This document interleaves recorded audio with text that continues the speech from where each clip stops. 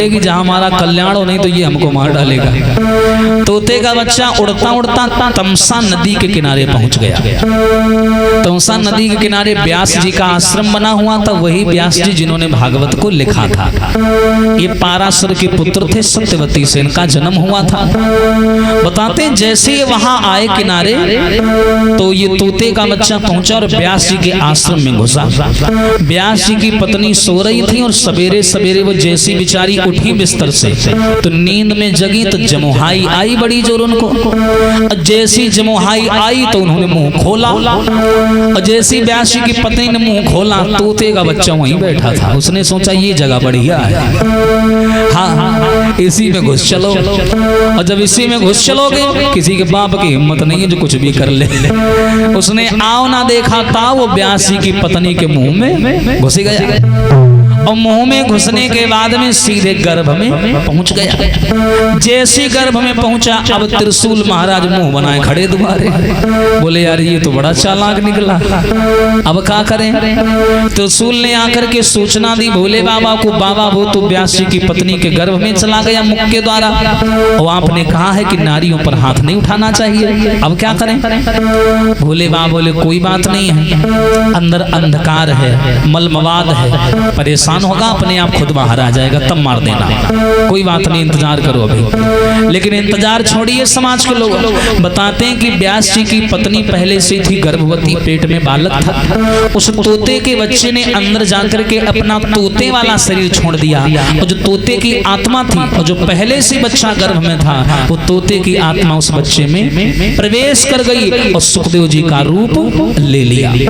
आने की बात छोड़ो, बच्चे के पैदा होने का समय 9 महीने बाद का होता है। 9 महीना बीत गए, 1 वर्ष व्यतीत हो गया, 2 3 4 5 6 6 7 7 करके 10 वर्ष व्यतीत हो गए, लेकिन वो बालक बाहर नहीं आया। जब नहीं आया तो व्यास जी की पत्नी को पीड़ा होने लगी, तकलीफ होने लगी। ब्रह्मा जी आ गए, विष्णु जी आ गए, भोले बाबा आ गए, सब आ गए। अब तीनों देवता हाथ जोड़े खड़े, महाराज बाहर आ जाओ, क्यों किसी को मारने पे लगे हो, बाहर आ जाओ।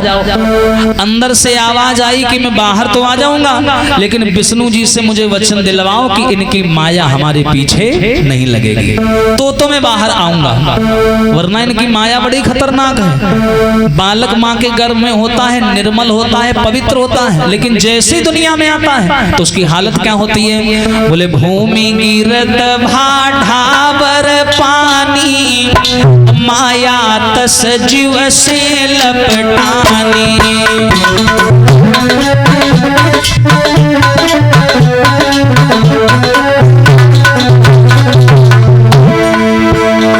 अरे भूमि गिरत भाढ़ावर पानी, माया तस जीव से लपटानी।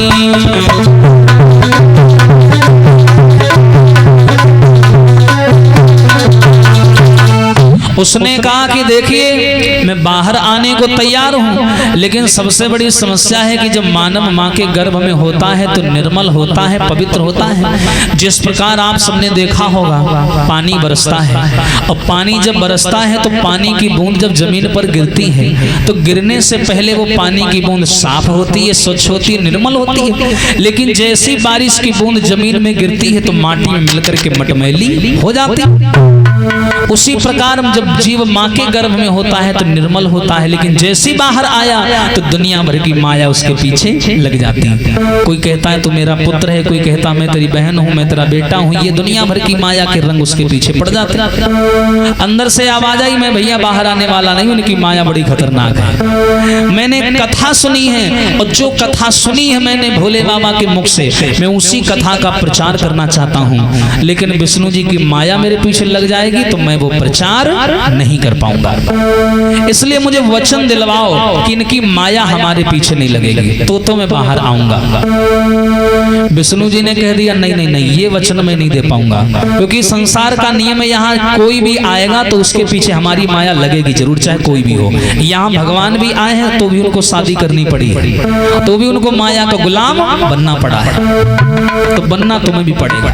तो उसने कहा अगर ऐसी बात है तो हम आएंगे ही नहीं, जाओ निकल ले। अब भैया तीनों बड़े परेशान, बोले कि ये तो सुन ही नहीं रहा किसी की। तो ब्रह्मा जी ने विष्णु जी को समझाया। 12 साल व्यतीत हो गए, व्यास जी की पत्नी को तकलीफ होने लगी। 12 साल कोई बालक गर्भ में रुक जाए, सोचो। तो विष्णु जी मजबूर हो गए, बोले जाओ हम तुम्हें वचन दे रहे हैं, हमारी माया तुम्हें नहीं छुएगी, अब बाहर आ जाओ। और जैसे बाहर आने को बोला, तुरंत उस बच्चे ने सुखदेव जी के रूप में आकर के जन्म लिया। बोलिए सुखदेव भगवान की।